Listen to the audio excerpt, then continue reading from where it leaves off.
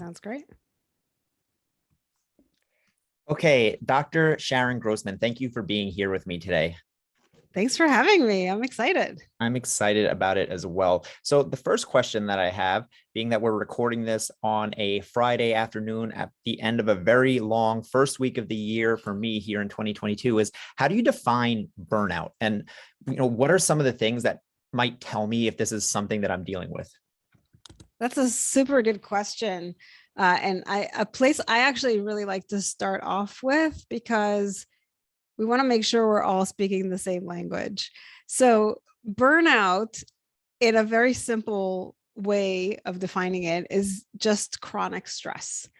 And that's quite different from what we think of as acute stress, because usually when we experience something and it's stressful, it doesn't last. And so we're able to recover from it pretty quickly. But when that stressor is something that we continue to come across day in and day out, as often happens with our work, then we end up not having that opportunity to recover. And that's where it continues to build and build and build. And then we end up breaking down in the process.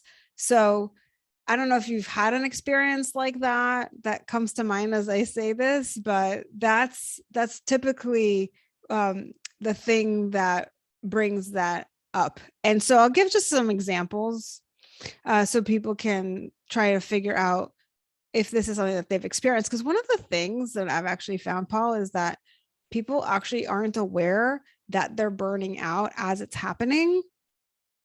And then they'll kind of have that aha moment in retrospect. They'll say like, oh yeah, like now that I think back on it, 3 years ago when I was working at that other job, I realized now I was burned out.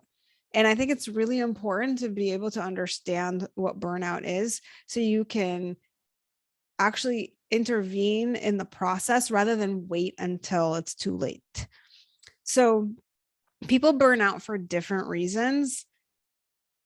And so everybody's burnout story is a little bit different. This is some of the stuff that I like to talk about so people can really identify their version of burnout. And so, for instance, like you might be burning out because in your place of work, there's like racism, and they're being really biased or they're not being fair, and in somebody else's situation, it might be because there's this culture that they expect you to work around the clock. Even when you go on vacation, they keep calling you and emailing you and texting you. And there's always this expectation of like getting things done. And then you worry about, if I don't get things done now when I'm on vacation, then when I get back, there's going to be this whole pile up of things. So we're constantly on and we don't have that opportunity to recover. And for somebody else, it might be burnout because they just don't feel fulfilled in the role, and they're just like maybe not challenged, they're bored with the work that they're doing. So there's so many different flavors to this. You have to figure out what it is that's going on for you. But ultimately, the place to start is to understand what burnout is. And a great way to identify that is based on the symptoms, what to look out for. And so when you look at the literature, they kind of point to three main things. And I would say burnout is a lot bigger than this, but let's just kind of start out by naming those. And that is exhaustion. And when they say that, they really mean more of a mental exhaustion, which means that it's hard for you to focus. It's hard for you to pay attention to things, like just mentally you're offline. It's hard for you to just get in the zone because your mind is just fried. So concentration goes out the window. One of the things we see is cynicism. So your attitude starts to change. You're like, oh, this is never going to work. I'm never going to be able to get this done. Your whole attitude towards work is influenced. And then ultimately, the third symptom is that you see your productivity go down. And that's not really a big surprise when you can't focus and you've got a negative attitude. So that's just kind of the beginning of how we talk about burnout symptoms, but it goes so much deeper than that. And if you talk to anybody who's been burned out and they tell you their story, you'll see how deep they go into it, because it also affects every part of your being, every part of your life. So, it's hard for us to just leave work at work. We take it home with us, starts to affect our health, it affects our relationships. And if you're the kind of person who is feeling some of these things and you're not slowing down, then your body starts to break down, right? And I've heard of really extreme cases of burnout where people don't get the message and they keep pushing and pushing, and they get hospitalized and they develop autoimmune diseases and their hair starts falling out and they develop cancer and all these things are like happening. And then finally, after maybe the third hospitalization, they're like, you know what, maybe I need to slow down. Yeah. So for a lot of us, I think burnout is just like a wake-up call that something needs to change. Right. For sure. I appreciate you going over those symptoms, and I'm sure there are many more, but specifically those first three. And there's a lot in there that I want to unpack a bit. But I actually had this question written down already, and as you're going over this, it makes me think, and I can't help but maybe this is my own cynicism. But as you're going through all of this, isn't this just life in 2022, right? Like if I'm someone listening to this and you're like, well, if you're exhausted and your productivity is down and you're feeling like a little like like that, like who isn't like that at the end of a pandemic that's not even the end, because we're still in the thick of it, and who is dealing with work, as you said, in the year 2022 when we're always connected and we're always on, and we'd never get, as soon as I go home from work, there's emails and there's social media and there's this, there's that, and the other thing. So how do I discern what's burnout and what's just life at this point? Well, if you talk to somebody who's burned out, given everything you just described, and somebody who isn't, then you can see that they have very similar circumstances, but they're feeling different about it, or they're functioning differently in those circumstances. And so, yes, while it's true that we can all be under the same umbrella of circumstances, it's really, and this takes us back to the definition of stress. Stress, essentially, which is the backbone of burnout, right? Stress is about perception. So it's having these circumstances, and then it's the story that you tell yourself about what it means. So when you have all these things going on in your life and you tell yourself the story like, I can't handle this, this is too much for me, then you start feeling overwhelmed. And then if that's like your story every day when you go into the office, or every day when you're trying to run your life out of your house, or whatever the case may be, that's when it becomes chronic and it starts to take effect on you.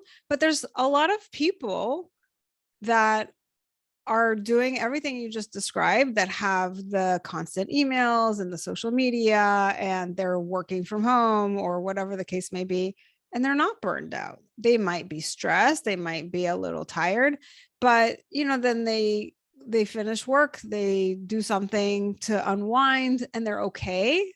It's when you're not okay, and that like you never feel like it's over. And what happens with people who are burned out is usually it's like they can't turn work off.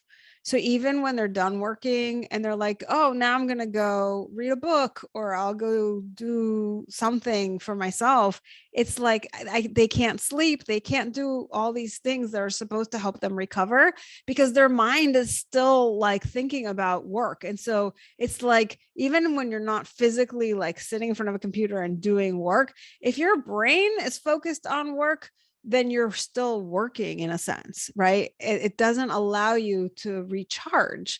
And that's what we're seeing with a lot of people, is it's just they're running out of steam.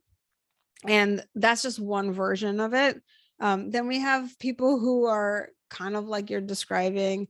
They go through a certain pattern, right? And that's one of the things that I'm actually very interested in, is somebody's pattern that leads to their version of burnout. And it's true that they might be that way in life in general. Like I have people pleasers who burn out because they're constantly giving all of their energy away by trying to take care of everybody else. They don't have boundaries in place. They're always saying yes to every request. The idea is they might be like that in life, but then they reach a certain point where they have diminishing returns, or like they just can't keep it up because now they are running out of juice. And that's what the burnout is. It's like you've been doing this for so long and you've been kind of keeping it all right. And then at some point, it starts to take a toll on you. And if you're not going to change something, it's just continuing to strip away from you, from your health, from your, mental health, right? From your sanity. And that's where something really needs to change. And people are usually quick to point out their circumstances, but not so quick to realize what else is going on that maybe they're bringing into the situation, that if they make those changes, they could be in those same situations and have a very different experience. So I hope that answered your question.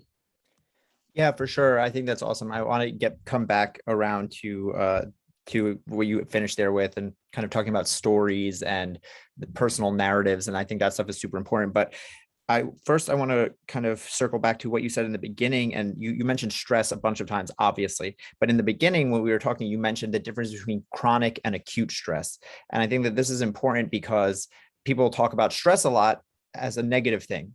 But if we understand that there's chronic and acute stress, and we understand that everything that is change is a result of stress in some way, right? And that acute stress can be a positive thing. We need stress to push us forward in a certain way. And then, you're talking about that person who's like a people pleaser, and they reach a point of diminishing returns, because for someone like that, in the beginning, it's good for them, right? They get something out of it. They get enjoyment out of it. They feel good. There's a reason that we, like, all of the stuff that we do is for a good purpose at first, right? No one puts themselves under undue stress because they think it's going to hurt them. We do it because we are getting some value out of it at some point in time. So I guess I'm wondering, like, if you could just elaborate a little bit on the differences, and then how do I know or how, for myself personally or anyone listening, how can I understand where that fine line is of, like, when I'm doing something that's positive for me stressfully, or when I'm doing something that's actually taking away, and now I'm like missing I'm going in reverse, Okay, so the difference between chronic and acute stress is pretty easy to figure out, in the sense that we've all had experiences that were stressful. Like, let's say you're going on a trip and you're like running late to your flight. That's super stressful because you're like, oh, I might miss my flight. And then what am I going to do? Or if you miss your flight and then you're like, now what am I going to do? Right? That's super stressful. But it's in that one moment, and it's not like something that you have to re-experience every single day. So you figure it out, right? You catch the next flight, you book your hotel room for the night, whatever you have to do, you get on that flight, you get back to your normal life, and then you kind of forget about that experience. So that was an acute stressor. But what we see with burnout is it's not this one thing happened and now that was really stressful. Oh, thank God it's over. It's the kind of thing that is happening day in and day out. So I'll give you an example. I just talked to a client. He works for a very highly intense corporation. The expectation is that you are on. And so they are emailing him all the time. And so we're trying to figure out a time to meet. And he says, well, maybe I can like wake up at 7 a.m. and meet with you, because then it'll be before work. Because if I meet with you in the middle of the day, there'll be like 30 emails. Right. And then I'll be a big distraction, and I'll have a hard time paying attention. And that's just the culture of where he works. It's just, they bombard you with constant like emails. And he was describing, even when he went on vacation and he had backup and everybody knew that he was gone for the week, he was getting emails. And then it was about setting that boundary. And he said for the first time in all the years that he'd been working there, he didn't answer like 90% of the emails. And I said, well, what happened when you didn't answer them? And he said, well, then they would text me. Right. So we're talking about this thing that is like this constant pounding, whether it's the demands, whether it's you've got a boss who's like super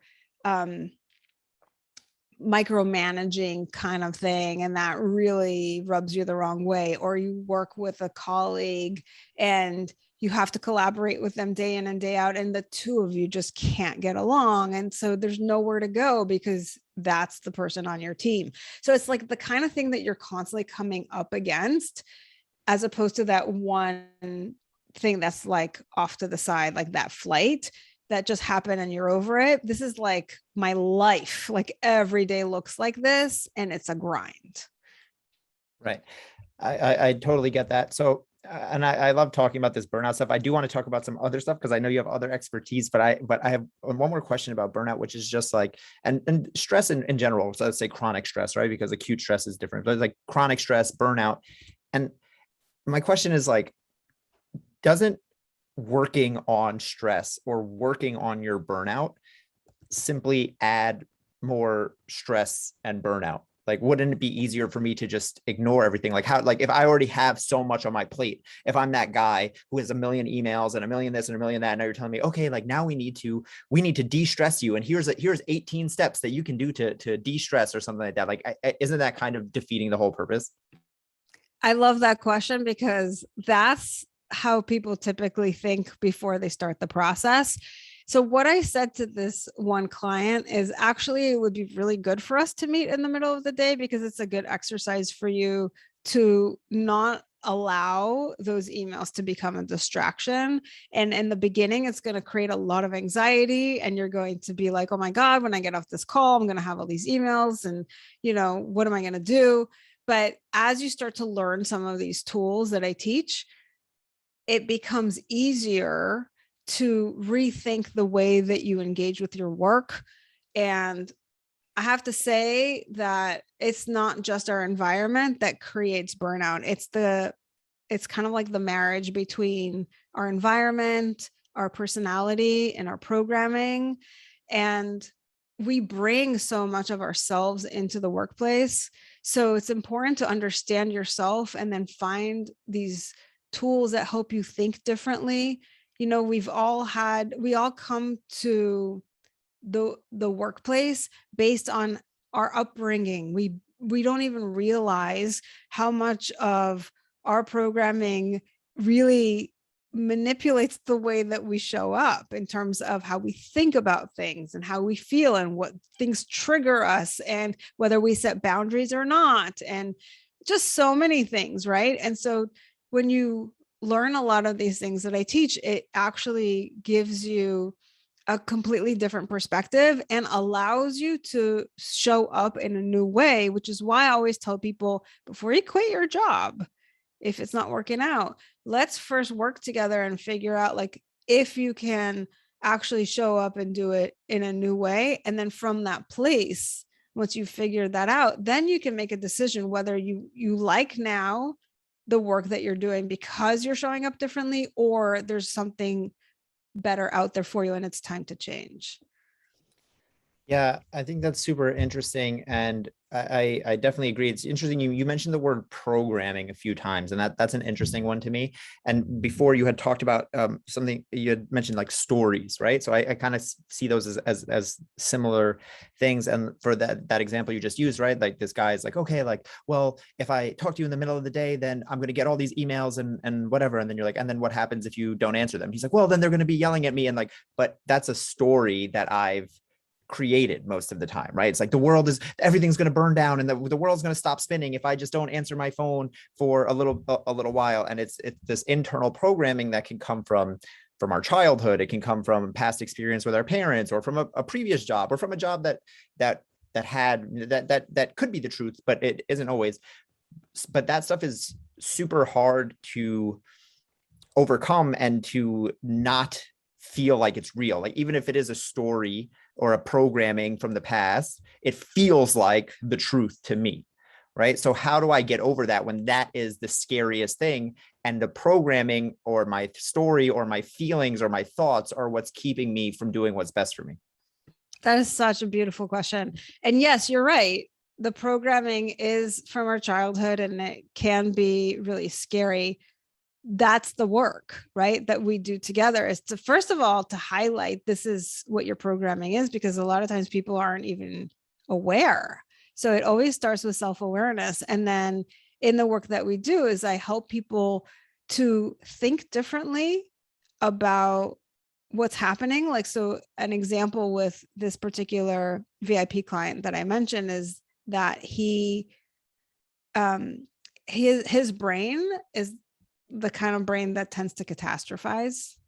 Okay. And that's something that's been very helpful to him in his career, because, you know, in certain careers, they want you to be able to identify like all the things that could go wrong and create some plans around them. And so they need people to be able to think like that. But when you can't turn that off, and now you're catastrophizing about everything all the time in your relationships, you know, in your personal life, like it's just exhausting. And that's what's happened to him. So now, even with the emails, it's like, yeah, there's a lot of catastrophizing that's happening about like, what happens if I disappear for an hour? And I work with them incrementally so it doesn't feel so overwhelming. So I'll say something like, let's do an experiment. Why don't you take 15 minutes, give yourself a break in the middle of the day, and let's see what happens. And then come back and tell me, and I very much encourage people to take the scientific approach where we have a hypothesis, you go out, you do the experiment, you show up with the data, and we take it from there. And so that is something that I did with one of my other clients. He was in the same scenario as this guy. He was like, listen, this is my career. This is what people do. Like, this is the expectation. Like, I don't know how else to do it. We have to be totally constantly in the know. People, if I take any time out, like I'm going to lose my job, something bad's going to happen. I can't afford this. I've got kids, I've got a mortgage, and so it is the story that we tell ourselves. There's a lot of fear in the background that creates the story. And that story did not start from the job. It started from way earlier, like from childhood, right? And there's usually something that creates this way of thinking in the brain. And so this particular client ended up taking the 15 minutes, and it was like a total wake-up call for him to be like, oh my God, I took 15 minutes and nobody noticed. And then he got really bold and he took an hour. And then he went and he was playing Frisbee with his kids in the backyard and he was enjoying his life for the first time. And then he was like, nobody noticed. Right. And so we kept playing with it until he was able to shape his job to fit the life that he wanted to live. And even with all the demands and the emails and everything else, he was able to do it differently. And then it wasn't like killing him anymore. And even though he got it to a place where it was much more manageable and so forth, he ended up finding something that was even better. But that was the beginning of the conversation. It was like, I'm not happy. And it was like, okay, well, let's tweak some things. Then it showed him that it was possible to tweak them. And then he got really hungry. He's like, and then what else is out there? And so that's really a beautiful thing where you can give yourself permission to dream even bigger. And then he found an even better job that gave him even more work-life balance. So I think it's just like waking up from that story of, this is how it is. This is how it has to be. There's nothing else. Like, and then I live in that fear of like, it's either this or nothing, and just opening yourself up to possibility. Wow, I love that so much. Open yourself up to possibility. I also wrote that down just now. Give yourself permission to dream bigger. I love so much about what you just said. And So much there that's important. And I want to go just touch on, for people listening, catastrophizing a bit, because this is such a huge one that so many of my clients and your clients and people in general deal with. And for those who are listening who've never heard this term before, it's pretty self-explanatory and you probably got it from context clues there. But catastrophizing is just when you jump right to the worst case scenario all the time, right? It's like, this could happen, and this really, really, really bad thing that can happen, but probably won't happen, but it could happen. And that's always where my head goes. So for, people who deal with this, it's always like, yeah, but it's always a kind of like, but what if type of thing. And this can be paralyzing, and it can like make us stuck in fear. But it's, as you just said, and it's kind of what I was alluding to in the beginning about good stress and bad stress, where yes, this guy was catastrophizing and, oh my God, I can't put my phone down because if someone calls or whatever, but that came from a positive thing, which was he got to this job because he was able to see all the angles, right? He was, so in his head, his brain learned to do that because it's like, whoa, like this is a good thing, right? Like, it's like, I'm climbing the corporate ladder because I'm seeing things that other people aren't, because I'm being so hyper aware of all this stuff. So that's just my only point with that, is to say that it's like all of this stuff comes from a good place. This is not your brain trying to sabotage you. This is your brain trying to keep you safe. This is your brain trying, learning something over time. Again, talk about kids, talk about parents, talk about your parents, people's kids whose parents got into a fight and they learned how to be quiet all the time, or how to always listen, because if their dad called them once, it was bad. And if their dad called them a second time, so it's like, I gotta pick up this first time, or crazy stuff. People deal with crazy things. And having that awareness, as you said, awareness is my favorite thing. I think that I teach in my courses. Every course I teach, the very first lesson I do with all my clients is self-talk. And the first thing I teach in self-talk is awareness, because the first thing you have to be is aware. People, like, as you said, are just unaware of these things that just are going on around us all the time. And to take that and kind of pivot, because we've been talking a lot about burnout and stress and, like, I feel like the negative side of things, but I want to kind of switch that. And now that we're talking about being hyper aware of these things, and like, these are the things that hold us back, but what do you think are the keys to mastering this type of stuff, your mindset, in a positive way? So how do we take this awareness and start to move forward? Well, there are a number of skills that I think are important to learn in order to get control back of your mind. So, like you said, our brain works in a certain way, and that is to not just keep us safe, but to also be really efficient.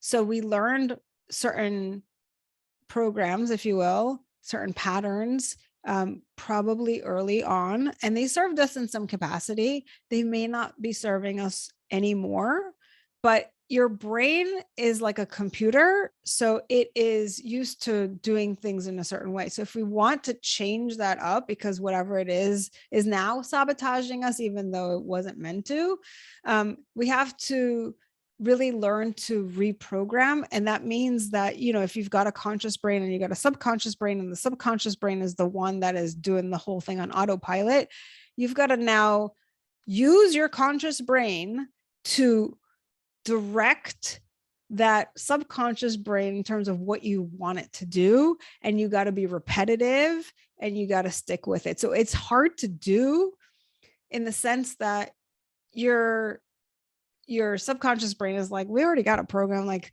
I'm trying to just be efficient. What do you need that other thing for? Like, forget about that. Let's just keep doing things the way we've been doing it always. Right.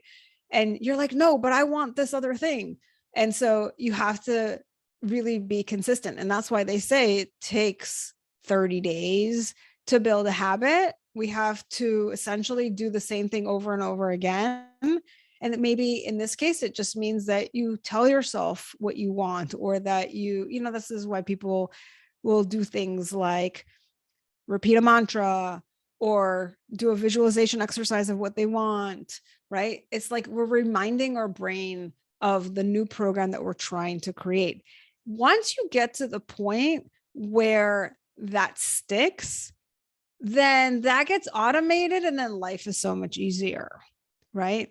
And what's so beautiful is, even when it doesn't happen in this way that I just described, what happens is people just when they don't have an experience that's different from what they already know, they don't think it's possible, or they don't even consider it as an option.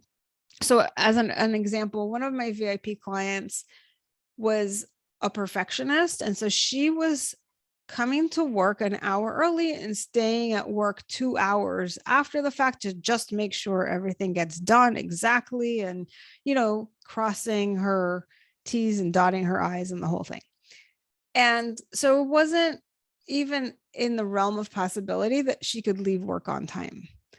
And after we worked together for a few weeks, she was leaving work on time. And I asked her, like, what was that like for you? And it was like, I was surprised. I didn't think it was possible. But what it did was I focused her.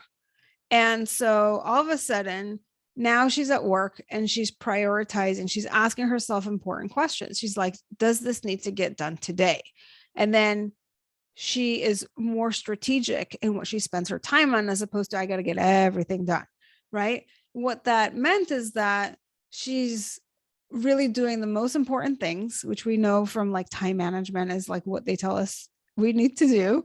And then she's able to get it done and go home and have a life. And when we don't do that, that's where we burn out, because again, we don't have that opportunity to recover from work. And that's what was happening with her. She was spending all of her time at work. And then by the time she got home, she didn't have time for herself. It was just time to go to sleep, wake up the next day and do it all over again. And that's a recipe for burnout. So I think there's a few things that can help you to think differently and to do things differently. And sometimes it goes as deep as your programming. And sometimes it's just doing like a little behavioral experiment and trying something out and seeing that it's possible. And then being like, oh, actually, I can do this. And if I can do this, what else can I do? And it starts to just give you a little bit more confidence, and you feel a little bit more optimistic, which is the opposite of the cynicism you feel when you're burned out. Mm-hmm. I love that. So we're talking the same language. I always talk to my clients about building momentum, and it's about building those small wins. Exactly like you just said. It's like, oh, I did that. That's possible. What else is possible? And it's I always say, like, we're always spiraling. We're either spiraling up or spiraling down. People think that we don't really get to stay the same, and that's why we need to build those positive momentum, that those tiny habits as you talked about, and those small incremental changes. And it's one of those things, again, like stuff like this, like perfectionism, catastrophizing, while different people have it at different levels, of course, I think this is just stuff that everyone deals with. And this is something that I'm always like talking about on here, on my social medias, everywhere, because it's just like, if the answer to life were do more, we would have cracked the code already, right? Like people think like more is better. But if that were the answer, it would be done. Everyone can do more. And that's what everyone's trying to do. More workouts, cut more calories, work more hours. And it's like, clearly there's a disconnect, because if it was that simple, we would all just do that and everyone would be fit and healthy and rich and happy and all those things that we're striving for. But clearly it's not so simple. So sometimes we have to do less to do more. Sometimes we have to just do less, period. Sometimes, it's addition by subtraction or something like that. And sometimes it's the things that we don't think we need, like you said about your client, of like playing Frisbee with their kid, like never in a million years would someone say like, what's the key to my financial success is playing Frisbee in my backyard during a workday. And yet by taking that time to not be on calls, to de-stress, to not burn out, to then not quit his job, probably in a roundabout way, made him a lot more successful than answering one more email or being on one more work call. So I think that's just like a really cool, everything comes full circle type of thing. And, my curiosity here is going to, like, you've talked a lot about your different clients, and I know I've read about, you have a book, you've been in this field for a long time. You've worked with so many high achievers, right? Is there any common string or common theme that you see as like a secret to success, or a common theme and you see in all of your high achieving clients, where that's something that you can say like, yeah, this is what all of the top level people do? Well, I teach a lot of different skills but I would say the number one thing is emotional intelligence. The more you understand how your brain works and the way that you think about things affects how you feel, as opposed to you feel the way that you do because of your circumstances, the more power you have to making change and to creating the kind of life that you want to live. I think that's the most powerful thing there is. I love that. And so one, then could you just elaborate a little bit on emotional intelligence? And then, what would like just one or two things that you would recommend for people who want to, I don't know, maybe sharpen that skill? So emotional intelligence is broken up into four areas, which is, just to not complicate things too much, I would say just focus in right now on the first two, which are self-awareness and self-management. And basically what that means is that you become more aware of your thoughts, your feelings, your behaviors, and how everything is tied together. And that's essentially cognitive behavioral therapy, if you're familiar with how that whole thing works, right? We say that there is a circumstance or an event, something happens, and then you have a thought about it. And that thought makes you feel a certain way. And then you do something because you have that feeling. And so if you ever want to create a result in your life, you have to start from like the feeling or well, the action, like what's the action that I need to take in order to create the result? In order to do this action, what emotional state do I need to be in? How do I need to think about this in order to create that emotion within me? Right. And so we can reverse engineer our results that way. Um, you have to be able to connect the dots. And that's what emotional intelligence or cognitive behavioral therapy are basically teaching you how to do. And when you have that, you can also, when you get upset about something, like I just recently talked to a client of mine who is dealing with people, right? She's running a business. She's got like a parent who's recently widowed. Like she's dealing with stuff, and people have their own things that they're going through. And so she's the kind of person who takes things really to heart. She gets really upset with herself as if she's not doing enough. If the other person is upset or complaining, she takes it personally, like it's because of her. Right. And so I said to her, why don't you write it all down? Because you might know these things in your head, but until you write it down, it doesn't fully register. And so she sat down, she did the exercise, she really wrote down, like, this is what happened, this is what the person did or said, this is what I made it mean, this is how it made me feel. Like she literally took herself step by step through it. And she said it was so impactful in such a short amount of time. When you dump all the things from your head onto paper, you can have a total transformation in how you feel, because it makes everything so much clearer. When we keep it up in our head, it's like we spin. You were talking about how we're always spiraling, and that's really true, whether it's in terms of our thoughts or our feelings. Like there's always something going on in the background, like we don't stop. So to be able to press pause on that and say, like, wait, before we move on, let me just write it all down, exactly what happened. Let me see how I can connect the dots between what just happened, what she said or she did, and how I now feel. There is a step in between. What did I make that mean? What is the thought that went through my head? How did I interpret that situation? And then you can see that it's the story I told myself that caused me to feel hurt, or that caused me to feel disappointed, or that made me really pissed off. Like there is that in between step, and we often skip over that because we're like, well, I'm upset because you did this, right? And so we're not taking responsibility for how we feel because we're convinced that our circumstances directly affect how we feel. But it's really that there's some sort of in between step, and that is what your mind is producing. Yeah, wow, that's super powerful. I love that, and I'm thinking a lot as you're talking, and like that in between step is everything, right? Because like you could say, if I'm arguing with someone, I could say, well, you made me really angry, but in reality, impossible, right? You can say something and then I can make myself angry, right? And then, like, no one else can impose that on me. And that's because I chose to pass it through my filters and, you know, my stories and programming. And I think that being able to slow down with writing, journaling is so powerful. Every one of my clients recently, I've been really just leaning on journaling. I'm like, I don't know, write on, I don't know the answer, write on it, right? You know, take some time and write it out, get your feelings out of your head.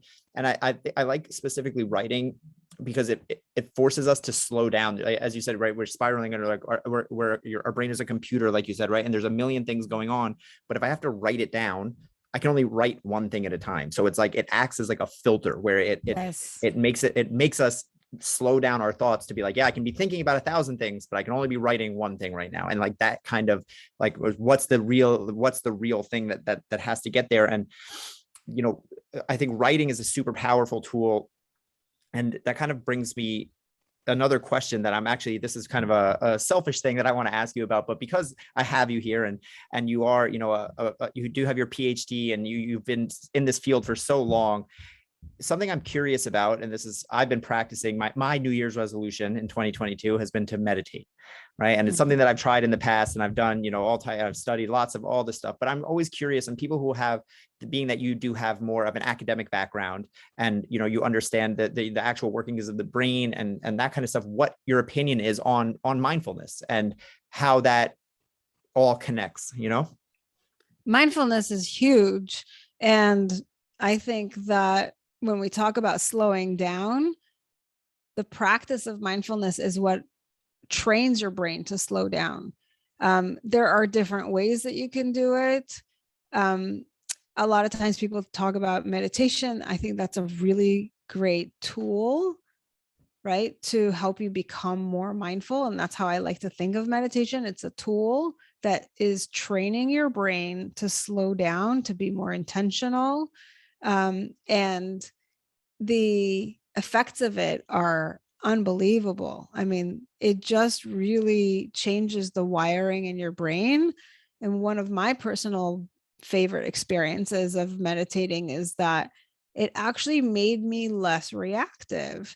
So when we think about, like, if you're the kind of person who tends to be very reactive, whether it's like that you are impatient with other people, or that you're easily angered, or that you say things that you then regret, or whatever the case may be, you can work really hard on containing yourself, or you can use meditation to train your brain to just not be reactive. And then it's not really hard anymore because you're not having to be so self-aware all the time. So it's kind of interesting, right? A recent experience I've had, another way to kind of build that mindfulness in, or that idea of slowing down, is, you know, I think you mentioned yoga. And as we know, there's the whole yin and yang. Well, I just kind of recently learned about something called yin yoga, which is a very passive kind of yoga. And so you might ask, well, what's the point? Well, the point is you sit in a pose and you don't move for like 3 to 5 minutes. And when you do that, the idea is you may not be comfortable, but you have to sit still. And that just means that you focus on the breath. And that is a certain training as well for everything to slow down. We're so used to like being active, even in yoga is like, oh, let me do this like power yoga. Let me like, you know, be the most yogi person out there. And this is a very different kind of experience. It's like to just slow everything down. And I have to say, it's something that if you're burned out can be a great tool, because you're so used to the hustle and bustle, which is why you've burned out probably. So to do something that's totally the opposite of that would be meditation, or like a yin yoga, where you're doing as little as possible, but in that doing, there is still stress, right? You're stressing yourself out to do it in a certain way. It's not just totally mindless, but it's actually the opposite. It's being very mindful to clear your mind and to not focus on anything. And as your mind goes astray, you bring it back. And when you're in the pose, in yin yoga, that you might feel the discomfort, but you just breathe through it, and you know that you're going to get through it in 3 to 5 minutes. So those are some fantastic processes that I think can help people to develop more mindfulness in their life, which I think will help bring that balance back of the yin and the yang. Yeah, for sure. That's something that's super interesting to me. I don't know how true this is or where I heard this, but my understanding is that that's basically how yoga was created, was basically for these like monks in the, mountains, wherever the hell they were.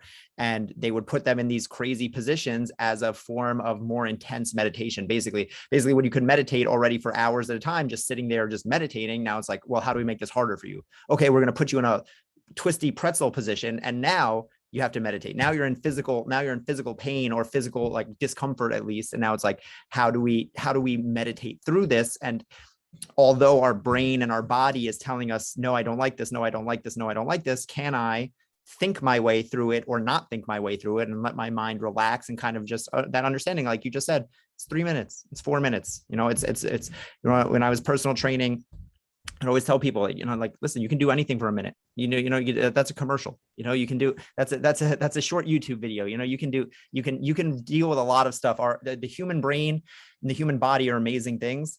And, a lot of times we think that we can't. It's like, well, there's no way I can stay in this position for another 10 seconds. It's like, well, you probably could. There's no way that I could figure this out. But it's like, you probably can. If we just get into the habit of giving ourselves a little bit more credit, I think that will take a lot of people a long way. And having a physical practice like yoga is a great way to do it. And having a mental practice like meditation or mindfulness or journaling, I think is a great thing as well. So I want to start to wrap up here and be respectful of your time. But there's one question that I do ask every one of my guests, and that's to leave listeners with one simple action step that they can take right away today, as soon as they finish this episode, as soon as they put their headphones down, to start living a healthier, happier life. And you've already gone through a bunch of them, so you can feel free to reuse one, or if you have something else that's burning a hole in your mind that you want to lay out for us, I'd love to hear it.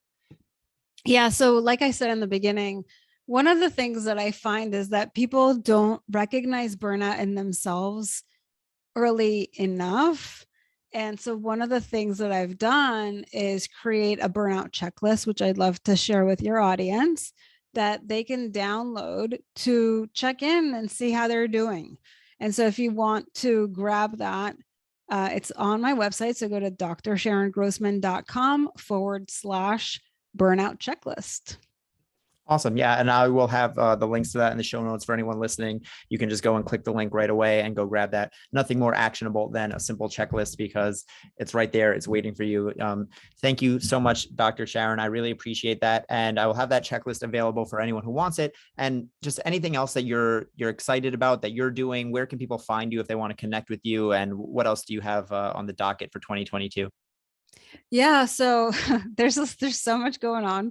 But yeah, if they want to get in touch, the best place to go is my website, which again is drsharongrossman.com. Also, if you're interested in learning more about burnout, I just recently started a newsletter. And if you sign up on my website, then every week you'll get my weekly digest. And in it, I share the latest about burnout. And also, I write a weekly article, so there'll be a link to that in there. I have also a podcast called Decode Your Burnout.